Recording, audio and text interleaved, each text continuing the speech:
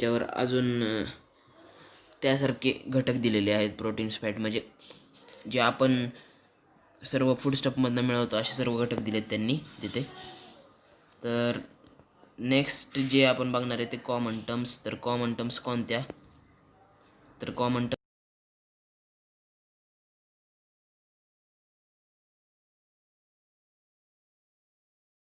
बरोबर. तर food chain काय आहे ते बघू आपण. Interaction between producer, consumer and decomposer. Interaction जे प्रोड्युसर, कन्झ्युमर आणि डिकम्पोजरमध्ये होतं त्याचा एक सिक्वेन्स असतो. त्या the sequence of feeding into action, त्यांचे जे अन्न प्रक्रिया आणि त्याची ॲक्शन त्याच्यावर जो सिक्वेन्स तयार आहे त्या सिक्वेन्सला फूड चेन म्हणतात. तर मित्रांनो, आपल्याला फूड चेन खूप माहीत असतील. आपल्याला काही नावं उदाहरणं दिली की ते लक्षात येतं आणि आपण स्वतः हे फूड चेन बनवू शकतो. तर नेक्स्ट पॉईंट आहे food web. The links of food chain are in the sequence but food web is a complex network. तर मित्रांनो, हे वाक्य आपण अंडरलाईन करून घेऊ. Food web is a complex network. Food web असं नेटवर्क आहे जे फूड वेबच्या माध्यमातून आपण अनेक स्मॉल फूड चेन्स बनवू शकतो. म्हणजे फूड वेब हे खूप कॉम्प्लेक्स नेटवर्क आहे आणि त्याच्या मदतीने आपण लहान लहान फूड चेन बनवतो. म्हणजे फूड वेबशिवाय आपण फूड चेन बनवू शकत नाही. फूड वेबमधले सगळे जे प्राणी, वनस्पती किंवा बॅक्टेरिया डिकम्पोजर आहेत, तर त्यांचे तिथं स्थान बरोबर आहे आणि त्यांचं जर वर खाली झालं किंवा फूड वेब तुटली तर प्रजाती नष्ट झाल्या समजा फूड वेबमधल्या, तर तिथं फूड वेब अनबॅलेन्स होती आणि त्याचा परिणाम बाकी प्राण्यांवर पण होऊ शकतो. नेक्स्ट आपला आहे हर्बिव्हरस. हर्बिव्हरस म्हणजे काय? तर animals that eat only plants is called herbivorous. तर त्यामध्ये आता डिअर, हॉर्स, काऊ,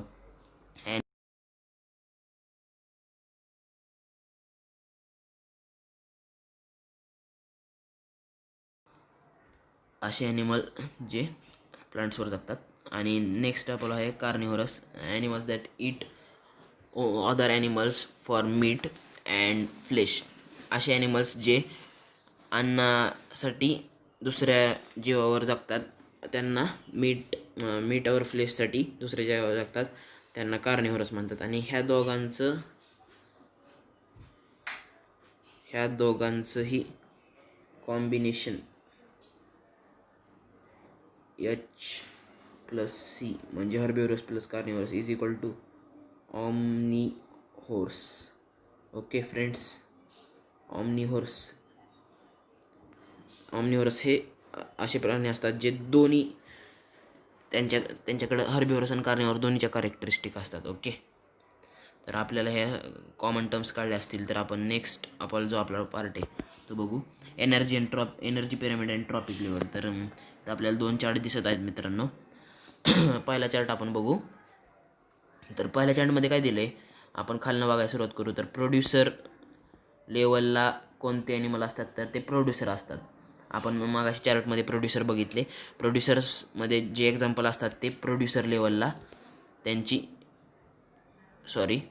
ट्रॉपिक लेवल म्हणजे एनर्जी पिरॅमिडमध्ये त्यांचं एनर्जी लेवल किंवा आपण ट्रॉपिक लेवलचा खाली तर त्यांची एनर्जी लेवल तेवढी असते. आणि नेक्स्ट आपला आहे फर्स्ट कंझ्युमर्स. तर फर्स्ट कंझ्युमर कोण असतात? हर्बिव्हरस. आपण मगाशीच ते पण बघितले कॉमन टर्म्समध्ये. हर्बिव्हरस म्हणजे काय तर ते सेकंड लेवलला असतात. नंतर सेकंड कंझ्युमर कोण असतात तर कार्निव्हरस असतात. आता सेकंड कंझ्युमर कार्निव्हरस असतात ते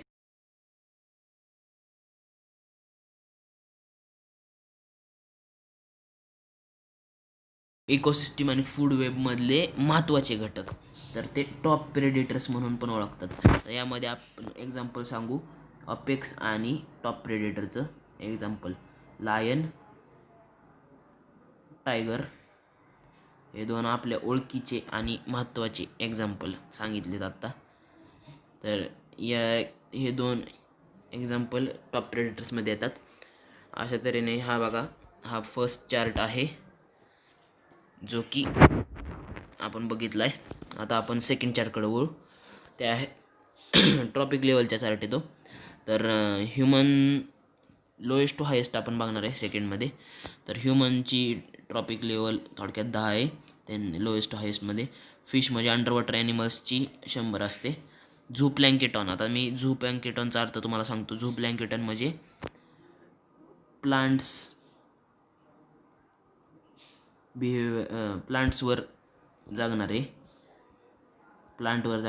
म्हणजे झू प्लँकेटॉन प्लांट्सवर जागणारे. आणि फायटो प्लँकेटॉन म्हणजे ॲनिमल्स. म्हणजे याची नावं फक्त जरा सायंटिफिक दिलेली आहेत, पण ह्याचा अर्थ आपल्याला कळलाच असेल. सायंटिफिक नावांमुळे गोंधळून जाऊ नये. तर हे आपले आत्ता झाले एनर्जी पिरॅमिड अँड ट्रॉपिक लेवलचे चार्ट. तर त्यानंतर आपण टाईप्स ऑफ इन्व्हायरमेंट बघतोय. तर टाईप्स ऑफ इन्व्हायरमेंटमध्ये आणि त्याच्या टर्म्समध्ये पहिली टॅब आहे नॅचरल. तर मित्रांनो, नॅचरलमध्ये air, atmosphere, land, living organism, water हे महत्त्वाच्या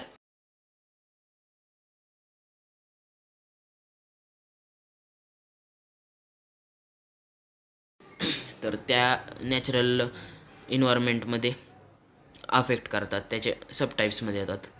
नेक्स्ट आहे आर्टिफिशियल त्यामध्ये अफेक्ट्स ऑफ इन्व्हायरमेंट डायरेक्टली आणि इनडायरेक्टली. आता मित्रांनो, डायरेक्टलीमध्ये मी तुम्हाला सांगतो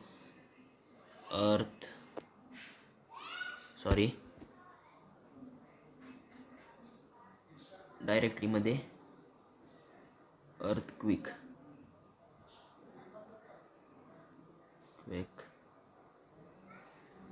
फ्लोड्स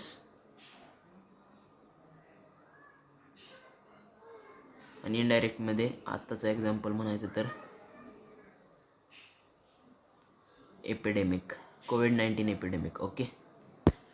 सो नेक्स्ट आपण बघतोय, याचे एक्झाम्पल बघितले आपण. Next ecology. तर इकोलॉजी म्हणजे काय मित्रांनो? Science that deals with study of interaction between biotic and abiotic environment. Okay. तर सायन्स जे स्टडी करतं कशाचा? बायोटिक आणि अबायोटिक इन्व्हायरमेंटचा. ओके. तर ह्या स्टडी करायच्या आधी म्हणजे हे स्टडी करतं इकोलॉजी आणि इकोसिस्टीममध्ये काय सांगितले, basic unit use to study ecology. तर हा जो स्टडी करतं ते करायसाठी पहिल्यांदा इकोसिस्टीम त्यांचं बेसिक युनिट आहे, त्याचा पहिल्यांदा स्टडी करतात. त्याशिवाय त्यांना बेसिक अबायोटिक आणि बायोटिक फॅक्टरचं इंटरॅक्शन त्यांच्यामधलं स्टडी करायला सोपं जात नाही. त्यामुळं इकोसिस्टीम हे त्यांचं रोल मॉडेल आहे थोडक्यात. इकोसिस्टीम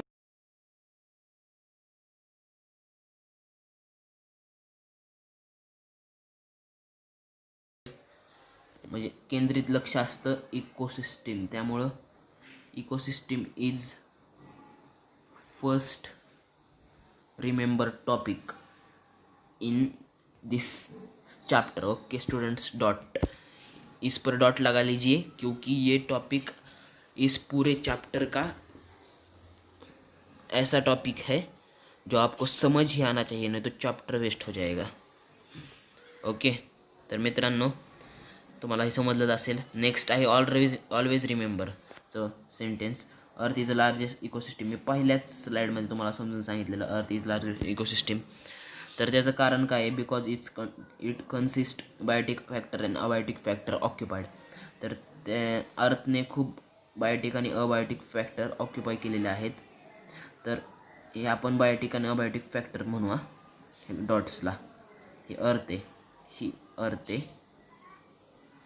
अर्थ हे बायोटिक आणि अबायोटिक फॅक्टर आहेत. ओके.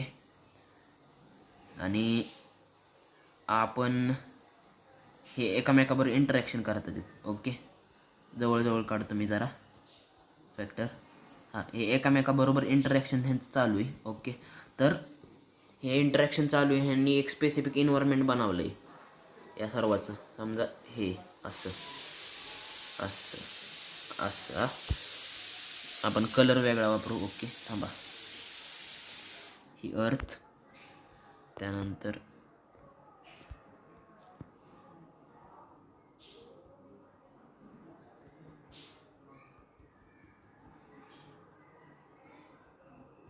हे बायोटिक फॅक्टरवर का. आणि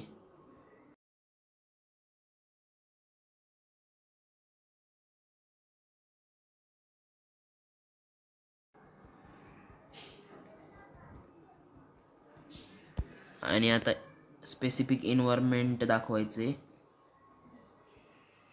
तर हे घ्या स्पेसिफिक इन्व्हायरमेंट त्यातलं त्यात. आणि ही अर्थच एक स्पेसिफिक इन्व्हायरमेंट आहे. त्यामुळंच अर्थ ही सगळ्यात लार्जेस्ट इकोसिस्टीम आहे. कळलं का तुम्हाला. आता हे रिझन सकट तुम्हाला सगळं समजलं असेल यातलं. तो environmental conservation need, responsibility and role. Okay students याचे नीड काय आहे, रिस्पॉन्सिबिलिटी काय आहे, what is need, responsibility and role. तर हे आपण आत्ता बघणार आहोत. General public should be made aware about rules of environmental conservation. तर आता मित्रांनो, हे कोणते रूल याचं तुम्हाला आयडिया असेल का माहीत नाही मला, पण मी सांगतो तुम्हाला हे कोणते रूल जे आपल्याला जे तुमच्या आजोबांना त्यांच्या आजोबांनी सांगितले,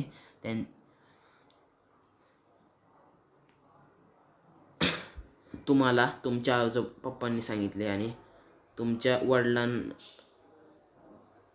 वडिलांनी तुम्हाला सांगितले, असे सर्व रूल्स. म्हणजे ते रूल्स नाही म्हणता येणार, आपण पहिल्यापासून जे करत आलो आहे ते. ही अशी चेन आपल्या पूर्वजांपासून या इथपर्यंत, म्हणजे थोडक्यात ते रूलपर्यंत आणली मी. तर हे रूल्स आपल्याला माहीत पाहिजेत, असे जे आपल्याला पहिल्यापासून आपल्या घराने जोपासले.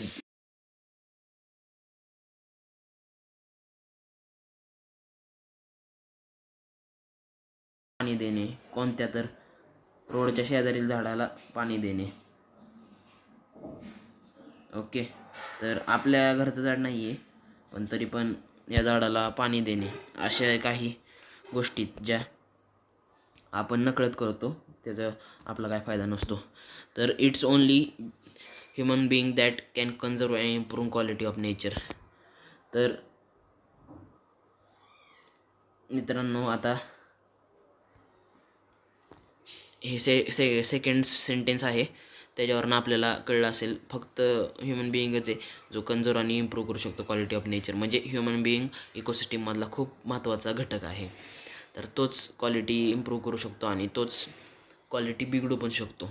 त्यामुळं ह्युमन बिईंगला रिस्पॉन्सिबिलिटीने वागलं पाहिजे.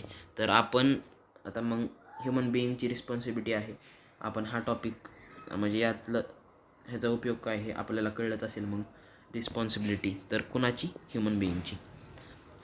Constitution of necessary laws about environmental protection.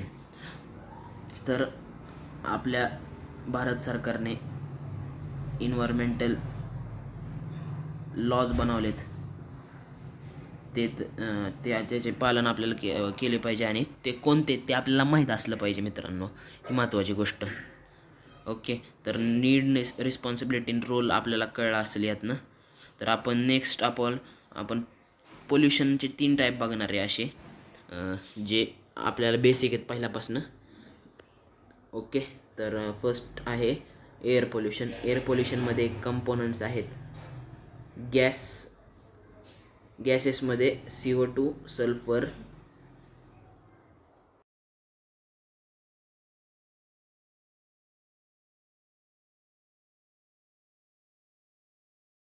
सोर्समध्ये त्यानंतर अफेक्टमध्ये ॲसिड रेन, लंग डिसीज, आयज अँड थ्रोट इरेशन, डोळ्याचे घशाचे आजार, लंग डिसीज, ॲसिड रेन हे सर्व होतं त्यामुळं.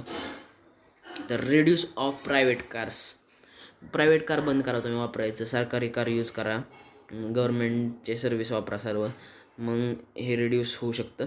Use of filters in the factories and industries. फिल्टर्सचे वापर करा फॅक्टरीज आणि इंडस्ट्रीजमध्ये. ओके. तर नेक्स्ट आपलं आहे आपलं second topic, second pollution type. Okay. तर तो आहे वॉटर पोल्युशन. तर वॉटर पोल्युशनमध्ये जे घटक आहेत ते hydrocarbons, benzene, mercury, mineral oil, तर सोर्समध्ये इंडस्ट्रियल वेस्ट आणि डोमेस्टिक वेस्ट हे 2 प्रकार आहेत. इंडस्ट्रियल वेस्ट हे त्यामध्ये इंडस्ट्रीमधला सगळं वेस्ट येतं आणि डोमेस्टिकमध्ये आपल्या आजूबाजूचं परिसरातलं. तर त्यामध्ये अफेक्ट काय होतात, तर वॉटर रिलेटेड डिसीज होतात आपल्याला. Typhoid, jaundice, cholera. ओके. म्हणजे ह्युमनमधले सांगितलेत त्यांनी वॉटर रिलेटेड डिसीज. ओके. तर नेक्स्ट त्याच्यावर कंट्रोल मेजर काय, setting up sewage treatment plants.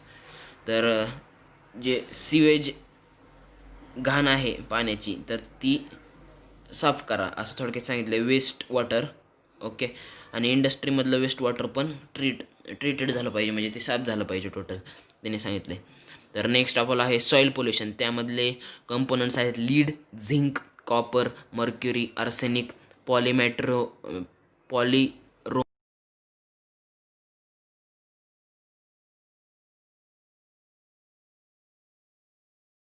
आहे. ओके. तर त्याचे सोर्स आहेत पेस्टिसाइड्स, इन्सेक्टिसाइड्स आणि हर्बिसाइड्स.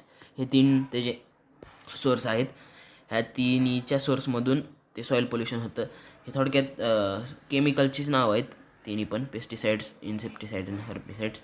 आपल्याला माहीत नसतील तर त्यासाठी त्याचे इफेक्ट आहेत. तर सॉईल इरोजन होतं मेन, म्हणजे first of all retarded growth of plants and crops. तर अनपेक्षित वाढ होती प्लांट्सची. कधी जास्त वाढणे, कधी कमी वाढणे, असं अनपेक्षित वाढ होते. त्यानंतर आहे कंट्रोल काय याचे मेजर्स. तर बायो रिमेडिएशन्स आपण केलं पाहिजे. रिड्युसिंग डिफॉरेस्टेशन, जंगलतोड प्रकरण बंद केलं पाहिजे. प्लांटिंग ट्रीज ऑन बेरेन स्लोप्सवर प्लांट केले पाहिजेत आपण ट्रीज. ओके. तर आपण हे 3 टाईप्स बघितलेत आता. एअर, वॉटर आणि सॉईल पोल्युशन हे मेन टाईप्स आहेत. म्हणजे यामध्ये सॉईल पोल्युशन पण टाईप आहे. तर त्यानंतर साऊंड वगैरे आहेत, पण आता आपल्याला महत्त्वाचे 3 हे बघायचे होते. ओके. सो नेक्स्ट आपण फ्रेंड्स आहे स्केर्ड ग्रूज. तर स्केर्ड ग्रूज म्हणजे काय आहे थोडक्यात, एक वेट 2 सेकंड्स. स्केर्ड ग्रूज म्हणजे एक जंगलाचा प्रकार आहे जिथं सर्वत्र अशी झाडं असतात. आता ड्रॉइंग समजून घ्या मित्रांनो. सर्वत्र अशी झाडं असतात आणि ते फॉरेस्ट असतं एका प्रकारचं. तर ते कंजोर केलेलं असतं, नेम ऑफ गॉड, म्हणजे देवाच्या नावानं कंजोर केलेलं असतं ते. त्याच्यावर कोणाचा अधिकार नसतो. तर त्याच्यावर गव्हर्नमेंट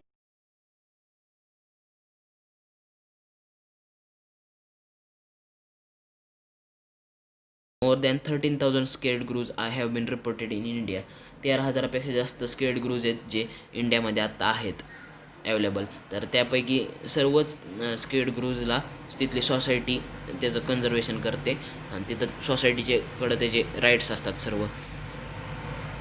होल अँड सोल त्याची सोसायटी असते तिकडची. तर इथं तुम्ही बघत आहात मित्रांनो, एक प्रकारचं स्केर्ड ग्रूजचं पिक्चर इथं आहे स्क्रीनवर.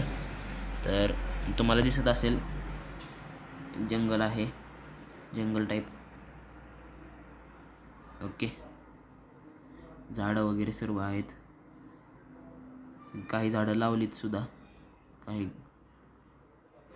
तर हे सर्व तिथलं जे आहे ते तिथल्या सोसायटीच्या मार्फत केलं जातं. तुम्ही आता हे डू यू नोचं टॉपिक आहे. तुम्ही एवढी इन्फॉर्मेशन आपल्या एक्झामसाठी चांगली आहे. आणि तुम्हाला जर एक्स्ट्रा इन्फॉर्मेशन पाहिजे असेल तर तुम्ही गुगलवर सर्च करू शकता. ओके. सो नेक्स्ट टॉपिक आहे माय रोल इन इन्व्हायरमेंट. तर आपला रोल काय असावा इन्व्हायरमेंटमध्ये तो आता आपण बघू. तर कंट्रोलमध्ये मित्रांनो काय असावं, आपण प्रिव्हेंटिंग द हार्म केलं पाहिजे. त्यानंतर स्टॉपिंग द हार्मफुल ॲक्टिव्हिटीज थांबवल्या पाहिजेत. चेंजिंग द माइंडसेट, आपला जो माइंडसेट आहे इन्व्हायरमेंटबद्दल तो बदलला पाहिजे. सर्वांनी एका माइंडसेटने चाललं तरच इन्व्हायरमेंट मॅनेजमेंटबद्दल काही नवीन युक्त्या आपण काढू शकतो. त्यामुळे माइंडसेट प्रत्येकाने बदलला पाहिजे, समाजाने त्याचा माइंडसेट बदलला पाहिजे. कन्झर्व काय केलं पाहिजे, कन्झर्विंग द अवेलेबल रिसोर्स, जे अवेलेबल आहे आपल्याला रिसोर्स ते कन्झर्व करा.